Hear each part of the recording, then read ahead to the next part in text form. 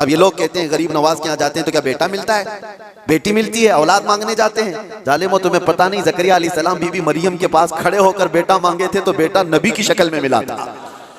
हाँ, ये नहीं है कि वो बीबी मरियम से मांग रहे थे, वो अल्लाह से मांग रहे थे। लेकिन जगह कौन सी है, जगह का भी असर होता है। जकरिया अलैहिस्सलाम खुद अल्लाह के नबी और जहाँ के इमाम है वो बैतुल मुक़द्दस है, दुनिया का सबसे मुक़द्दस तरीन मकाम।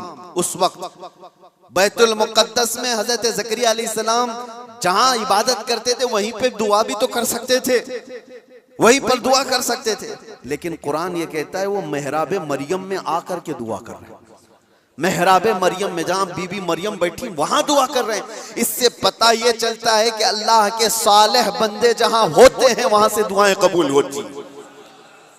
पता चला जहां नेक और सालेह अल्लाह के वली रहा करते हैं वहां से जब नबी की दुआ कबूल होती है तो फिर उम्मती की क्यों नहीं कबूल होती। और फौरन दुआ कबूल हुई और बेटा भी मिला। अब ये लोग कहते हैं गरीब नवाज के यहाँ जाते हैं तो क्या बेटा मिलता है, बेटी मिलती है, औलाद मांगने जाते हैं। जालिमो तुम्हें पता नहीं, जकरिया अलैहिस्सलाम बीबी मरियम के पास खड़े होकर बेटा मांगे थे तो बेटा नबी की शक्ल में मिला था। हाँ, ये नहीं है कि वो बीबी मरियम से मांग रहे थे, वो अल्लाह से मांग रहे थे। लेकिन जगह कौन सी है, जगह का भी असर होता है। हाँ, एक बात मैं आपको बता दूं कि जगह का अगर असर नहीं होता तो मस्जिदें और ये सारी चीजें बनाने की जरूरत क्या होती। इबादत करने के लिए भी जगह है, खाना खाने की भी आपके घर में जगह है, हाजत में जाने के लिए भी कोई जगह है, आपका ट्रीटमेंट करने के लिए हॉस्पिटल में भी जगह है। हर चीज एक एक जगह पर होती है कि नहीं होती, होती। जिन लोगों का वो मानना है कि कुछ भी नहीं जरूरी है वहां जाना यहाँ जाना, तो मैं उनसे कहता हूँ कभी बाथरूम में बैठ करके डॉक्टर से अपना इलाज करा लोगे। जगह तो जगह ही है, बैठे हो नहीं है, आपको पता है उसके लिए हॉस्पिटल जाना होगा, उसके बेड पर सोना होगा, वहां पर वो कुछ ट्रीटमेंट करेगा। क्या जरूरत है, पूछते डॉक्टर से, आ जाओ मेरे टॉयलेट में इलाज कर लो, यही इंजेक्शन लगा लो। मेरे अजीजों, गंदगियों में बैठा हुआ आदमी वो अपना इलाज कराने के लिए भी उठ करके चला जाता है। बिला तशबीह बिला तमसील मैं आपसे कह रहा हूं कि हम पता नहीं कैसे कैसे गुनाहों में मुब्तला हैं। यहाँ से निकल करके हम उन पाक सुथरी जगहों में जाते हैं जहां अल्लाह के वली आराम फरमा, और उस जगह पर खड़े होकर हम अल्लाह ही से दुआ करते हैं और पाकीज़ा मकाम की बरकत से अल्लाह दुआएं कबूल करता है। ये सुन्नियों का अकीदा मैं बता रहा हूँ, जालिमों का बनाया वो नहीं पता हमको। सुन्नियों का अकीदा ये, हम उन पाकीज़ा मुक़द्दस हस्तियों की बारगाह में इसलिए जाते हैं। ये एक चीज नहीं है, ऐसी कई मिसालें हैं, कई मिसालें। हदीस अल इसरा वल मिअराज जो हुजूर सल्लल्लाहु अलैहि वसल्लम के मेराज का सफर है ना, उस सफर में एक रिवायत ये भी मिलती है कि एक जगह पर हुजूर पाक सल्लल्लाहु अलैहि वसल्लम रुक गए। हजरत जिब्राइल अमीन ने कहा यहाँ पर आप 2 रकात नमाज पढ़ लें।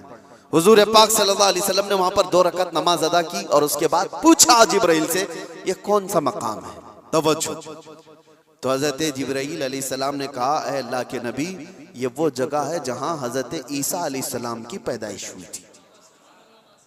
बीबी मरियम से हजरत ईसा अलैहिस्सलाम की पैदाइश हुई थी, वहां पर हुजूर पाक सल्लल्लाहु अलैहि वसल्लम ने 2 रकात नमाज अदा की।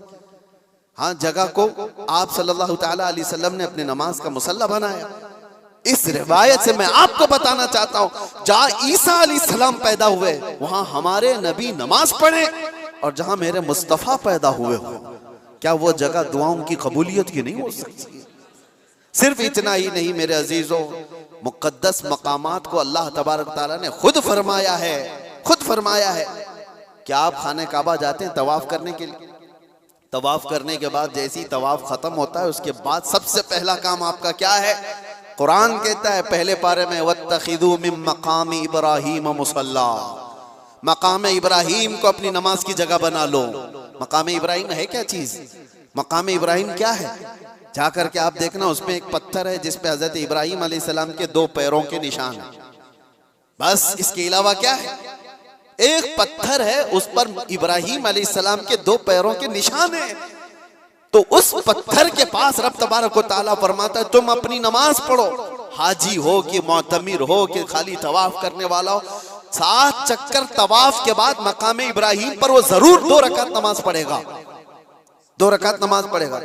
इनको पता नहीं, जो एतराज करने वाले वो पूछते नहीं कि पत्थर को इबादत कर रहे हैं लोग, यहाँ पे पत्थर को सजदा करने जा रहे हैं। नहीं जालिमो, पत्थर को सजदा नहीं कर रहे, ये रहमान का हुक्म है, रहमान का हुक्म है।